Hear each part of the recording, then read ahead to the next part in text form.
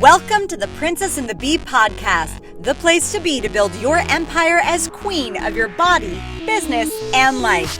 I'm your host, Kimberly Spencer, founder of crownyourself.com, and I'm an award-winning coach, Amazon best-selling author, and multi-passionate entrepreneur. Each week, I give you the systems, strategies, and success stories to help you master your mindset, communicate with ease, and triple your productivity so you make the income and the impact you deserve. Imagine this podcast as your weekly spark of inspiration as you take it to the next level with all the B's of your life. Body, business, bank account, boys, and babies. Let's make it rain. Hello. Oh, let me tell you, coffee is a godsend when you're a mom. I just got back from my run and I was feeling so inspired because I've had some crazy shit happening when I go on my runs. I see animals and I see numbers, like repeating numbers and specific numbers everywhere. And it was something that I wanted. I just felt so called to come in and write a podcast on. Well, you don't really write a podcast, you record it. It's still early for me. So I just felt so inspired because I talk a lot about taking that inspired action.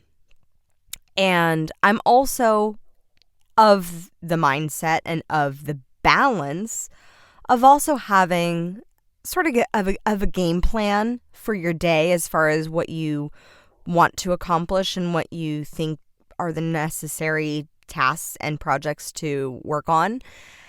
And then also, paradoxically, following your intuition. And I find that after my morning runs, I get so inspired. And recently, I've been seeing lots of like random animals on my runs. And like last week, I saw a coyote, and I live in a densely suburban area in Burbank, and I'm like seeing a coyote just crossing a street in a totally residential area. Like we're not even near the mountains where the coyotes really are. And I'm like, what the heck? And then today, as I was running and I thought I was running past a piece of trash, and it just kind of caught my eye, and I turned and I saw like a male duck and a female duck, and the female duck was actually sitting on an egg, and the male duck suddenly got all like puffy, like I was about to encroach on his woman, and I was like, no, dude, no harm, you're good, keep going about your business. I don't think in the middle of it, like on the side of a bike path is like really the best place, but rock on. But I had this overflow of inspiration, and today, to circle back to what I mentioned earlier, today I had on my schedule that, from this time to this time or this amount of time, normally in the morning, is when I write my book. And my book, Mindful Meals, I've made the commitment. It's coming out this summer. So I'm super, super excited about that. It's coming out in whatever form it needs to be out in. But that commitment, I've really been focusing and been honoring because it's been a project that I've wanted to accomplish and complete for years. And so I really, this past year, I set the commitment and I said, okay, this is what I'm doing. And even though this morning I was like, okay, I have the time, I have this block of time to write, because normally I do my workout and then I have about an hour or so to write before the boys wake up, and then I take over and Spike does his morning routine. And so I was like feeling really inspired from this run, and I was like, oh, this is going to be great for my book. And my gut, my intuition was like, nope, not today. And I was like, okay. And it said basically I needed to come on. I checked in with my intuition, and first I had to spill coffee on myself, and second, like I just did right now, I checked in with my intuition, and it's was like 100%, you need to go record a podcast or two. And I was like, okay. And I followed that. But let me tell you, the old me, the very, very conscious-minded, like linear, I have this plan and this is the plan I'm sticking to and I'm going to force it and I'm going to make it happen. There's a different energy around that. And I'm trying to think of the bee that it would be for The Princess and the Bee. But it's in alignment. It's about belief, and it's the belief that you have to do it. Because when you force it and when you believe that you have to do something, that automatically takes away your own power of choice. And in my opinion, your own alignment with really what you're working on achieving and with what you're working on doing. Because sometimes when you sit now, I'm all about in those, there is a line, and this is kind of like the paradox that we dance every day as entrepreneurs. There's the line of following inspiration and flow and being in that state of flow that I love, that creative state, and also being a stickler for a schedule. And I've worked on this a lot with several of my clients, because sometimes we have that pendulum and it swings one way to that super masculine, energetic side of, I have to do this in this amount of time and this is how much I'm going to get done, and okay, I'm going to work an hour and here's all my scheduled blocks of time, and it's very, very regimented and rigid. And while that's good, because you do need structure in order to have freedom, paradoxically, you also need freedom and alignment. Period. And that connection with soul or spirit or the universe or divine intuition or whatever it is that you want to call it, God, that connection of, this is something I'm feeling called to do. I don't know why.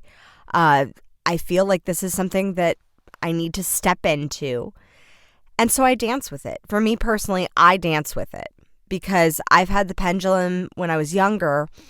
I had the pendulum swing way into that super uber controlled area of trying to control everything. And that is honestly not possible, because I am not God and neither are you. I do not control the powers of the entire universe. And yet at the same time, I have amazing magical power within me because the creator of the universe created me. So what I'm finding is that life has this magical paradox that we have to make peace with the dance of it. Like I was telling my podcast mastermind yesterday, during those times of like, okay, I have a limited amount of time to work and to really be in that state of flow and to create certain things, because it's in that time that I have a babysitter or that Declan is down for his nap, that is when I'm like, okay, I got about 20 things on my list that I want, that all need to be accomplished, that I all want to accomplish. And I've got about an hour to 2.5 hours of time. It's a little longer if my mom is watching him, but I've got this limited amount of time. And so I've used to sit down and like really force that action to happen. I used to really like, okay, I have this amount of time. I'm going to go right to work. I'm just going to go straight from being like sweaty from my workout and like not even shower, not even put on my makeup, not even do the things that make me feel really, really beautiful, like my highest and best future self. And I'm just going to sit down. I'm going to grind it out. I'm going to force it out. I'm going to do it. And that used to work for a while, until it was feeling forced and it was feeling not good. And when I really ask my highest and best future self of like, how does my highest and best future self, the woman who has everything that I desire, how does she approach her days? And I'm finding, as I'm tapping more into that it's really the balance of trusting those intuitive hits of like, okay, go record that podcast now. Go speak about that experience. Go write the book. And that also that gamifying the process of the times when you got to crank it out. Like when you got to make shit happen and you got to do it.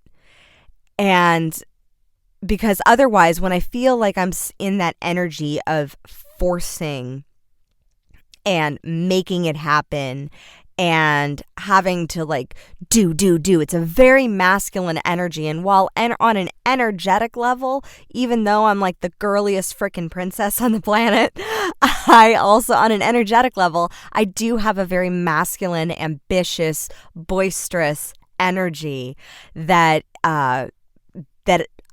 comes off. It's just my natural state. I've always been very, very go-getter. And since I've been tapping more into my authenticity, that's really what I've been tapping into is this like boisterousness and vivaciousness and just like unapologetic sparkliness. And while it's uber feminine, it's also like a very intensely electric energy, like lightning.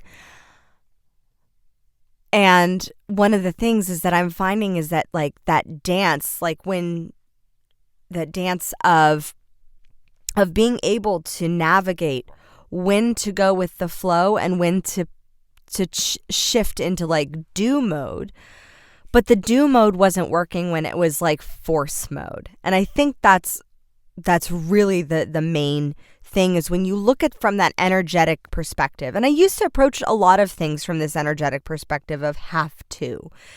And it's actually one of the things that I talk about in my book, Mindful Meals, How to Dethrone Food Fears and Reign in a Body That Rules, that is coming out this summer. I'm super excited for it, and I know you will love it.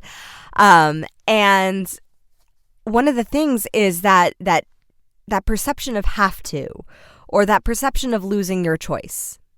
And when you're in that energy, it automatically completely eviscerates any power that you have over the situation.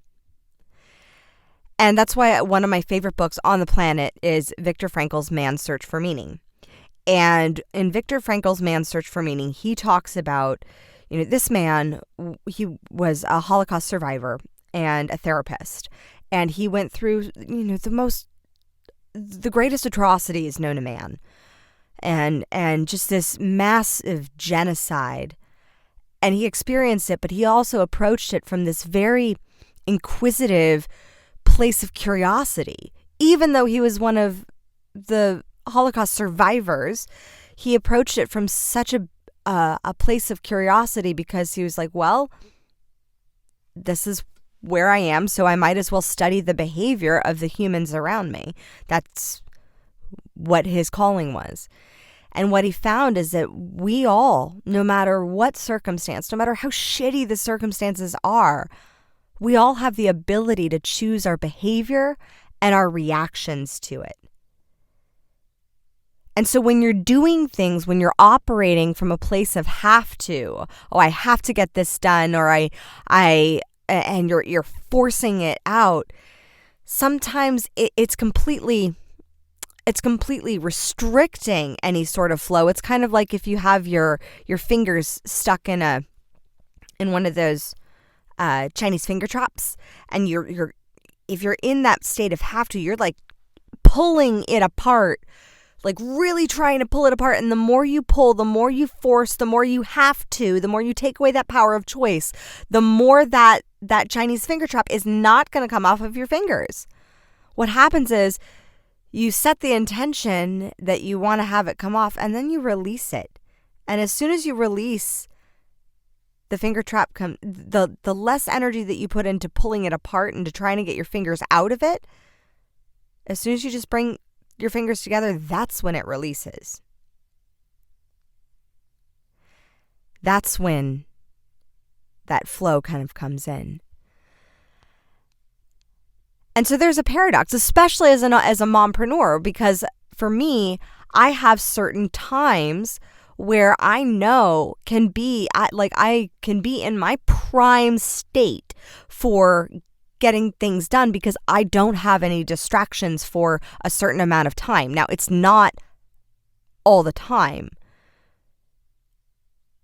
So when I'm creating, when I'm in high creative mode and I'm focusing on those main projects that need to get done, and I know that I have a specific allocated amount of time, whether it's Declan's down for a nap or my mom is watching him for a few hours in the morning, like she will be today, when I know I have that specific amount of time, I have recently, and only in the past, I would say 2 months, come to terms with this belief of forcing. And instead, I've gotten very experimental, and I will always come to you with any experiments that I test on myself, and let you know my findings.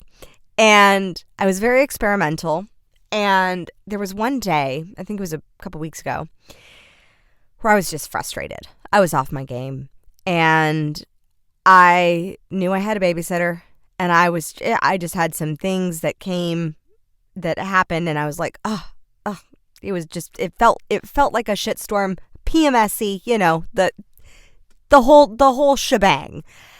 And so my first hour of the morning, I was not in my highest and best state. And when I finally cooled off and shifted, my personality shifted, and I was like, okay, I'm in a place where I can be creative and get some work done. The old me would have totally been like, okay, get to work, sit down. You're still sweaty from your run. You're still, sloughing off the stuff from those things that happen in the morning. So just sit down at your computer and do, because you only have so much time left. You only have, 2 hours left to be able to enjoy having a babysitter. And I sat with that feeling, and I was like, oh, that does not feel good. Like, creating from that space did not feel good whatsoever. So I sat with it, and I asked myself, what is it that my highest and best future self, the woman who has everything that I desire, what would she do? And I sat with that for a hot second, and I was like, well, she'd probably take a shower, shift up, get some theta brainwaves going instead of where she was operating from earlier on in the day.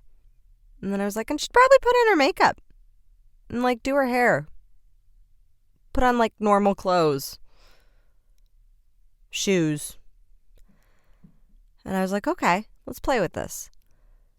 So I had this sense of play, and I said, okay, I'm going to test and play with this experiment.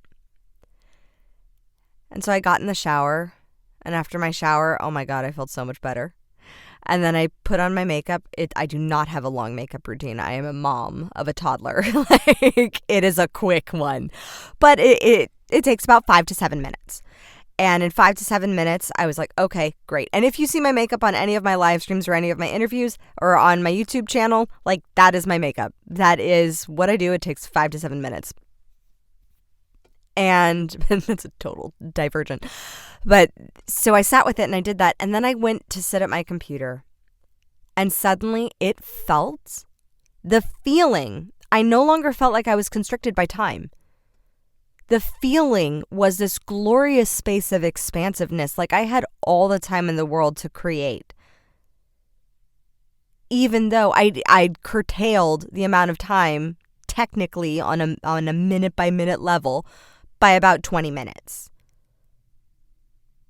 But that 20 minutes set me up to have a glorious hour and a half of creativity.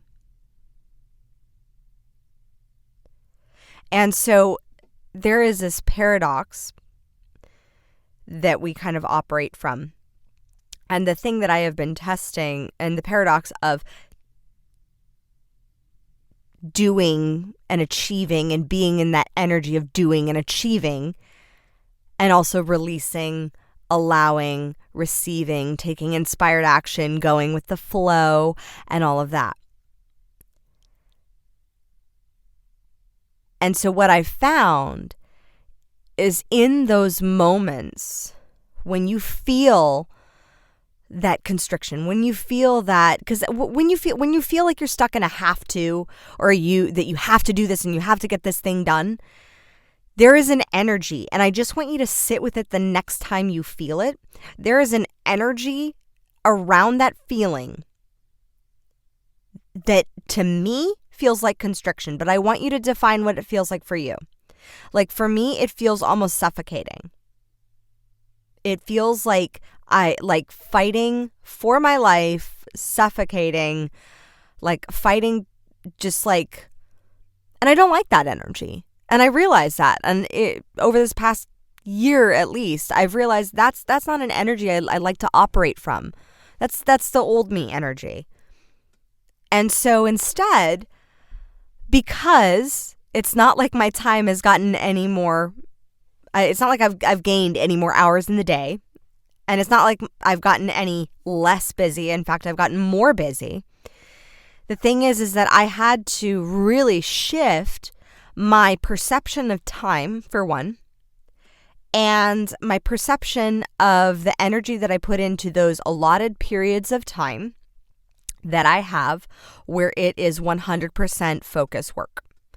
Because it doesn't happen every day. But when it happens, I have to be ready to go and to weaponize and like operationalize my time within that time. Because that is when I need to be in that peak state of focus. And when I play, when I adopt a playful attitude toward that time, suddenly everything shifts. So for me, for example, on that day when I took my shower and had my little freak out in the morning and took my shower, got ready, and then sat down to work, I still had the same amount of stuff on my to-do list. Like it was not like I still had the same amount of projects. I still had the same amount of tasks. And what I do in my list, and this is for another podcast episode, what I do in my list though is I put time parameters on how long I think this activity is going to take. And so I just sat down at my desk, and when I sat down at my desk to do this thing, I looked at my time parameters and I was like, okay, I thought that this thing would take an hour. I thought that this thing would take an hour. I was like, okay, I'm going to test this. Let's see if I could play with that energy and do it in 30 minutes. And it wasn't from a forceful, like, I'm going to force it. I have to finish this in 30 minutes or else the world's going to explode. No, it was from a place of play, almost like as if a child was playing red light, green light. And when I took that approach to my productivity, suddenly I got things that I thought were going to take an hour for me. And I'm pretty fast, but I got it done in 30 minutes. Like, not exactly 30 minutes. It was about 33, 35. And I gave myself that grace of that. Like, I didn't have a hard cutoff time. I was like, okay, we're just going to play with this. We're just going to see. And so it was almost like playing that game of red light, green light. And when I was playing, if you've ever played red light, green light as a kid, like what that game is, you have the person in the front and they close their eyes and they say red light, and then you have to stop. And then they say green light, and then you like run full out and you're like, you go. And then they say red light, and then you have to stop again. And that's kind of like how my productivity has been in these past couple of weeks, which actually I found has tripled, not even tripled, 10x'd, because some of the things that I have gotten done are things that have been lingering on my project list for a while because there's a lot. And I just suddenly sat down and was like, I'm going to play this game with myself. Red light is when Declan walks in the door and I have to shift into the green light of basically a whole different game of the green light of being a mom. But when I have that quiet alone time of being by myself, that was when I play the game, basically, of red light, green light. And because I've adopted that energy of play into those periods of time of batch time of 100% focus work, it has made me so much more productive and in the same realm of trusting my intuition of the things that I need to get started. So one of the other things that I do before I get started in my 100% focused hour time, like today, is I knew I had a certain amount of time and I wanted to really maximize on that. And after my run, I was still feeling really inspired. It just wasn't toward writing my book. It was toward coming on and recording this for you and sharing this. And I asked, and had I been in that like very masculine do forcing energy, I would have been like, no, on my schedule, it said I'm writing my book, I'm doing this thing. And I checked in with my gut. I just did a quick muscle testing and meditation of like, what is the one thing I need to do right now? And my body like lunged forward. It lunged backward when I said podcast, or it lunged backward when I said write the book, and it lunged forward when I said podcast. And that was it. I was like, okay, great. Made my coffee, walked into the room. Here we are. And that's the thing where it comes back to trusting and releasing. Sometimes things that you are planning on doing aren't going to be the things that get done. Like this past weekend, I was just before I sit down to start any project words. Well, before I sit down to start any project, I ask, like, I just sit down and I know I have this block of time. I'm like, okay, unconscious mind, future self, God, the universe. What is the one thing that if I work on, it will bring me closer to my goal? What is the one thing? And I just sit and I take a couple minutes and I meditate.